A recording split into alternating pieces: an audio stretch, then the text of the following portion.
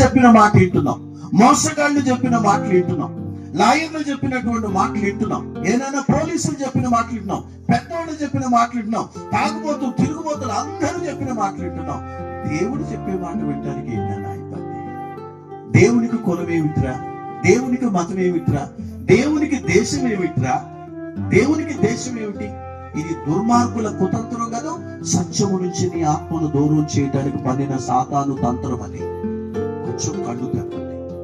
యేసుక్రీస్తు ఎవరు అంటే, ఆయన ఎందుకు ఈ లోకానికి వచ్చాడంటే, మానవుడిని పాప కర్మల నుంచి శుభ్రపరిచి వారి ఆత్మకు నూతన జీవితాన్ని ఇచ్చి వారిని మోక్ష రాజ్యానికి తీసుకెళ్ళడానికి యేసుక్రీస్తు ప్రభువు వారు వచ్చారు.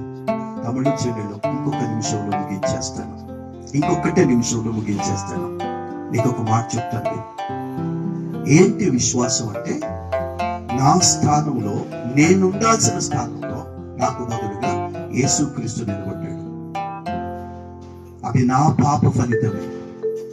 దీన్ని నువ్వు ఎప్పుడైతే యథార్థ హృదయంతో గ్రహిస్తావో, యథార్థ హృదయంతో గ్రహించి, అవును నాలో సంథింగ్ రాంగ్ నాకు అర్థమవుతుంది, నాలో నాకు తెలియని చీకటి ఏదో ఉంది, ఒకవేళ అదే పాపం అయితే, దేవా నేను పాపిని, నా పాపాన్ని క్షమించి అని కనుక నువ్వు నిజంగా పశ్చాత్తాపడి యేసు ప్రభువు వారి దగ్గర నీ పాపాలు కనుక ఒప్పుకున్నట్లయితే, అప్పుడు నీకు ఇది హ్యాపీ క్రిస్మస్ అవుతుంది.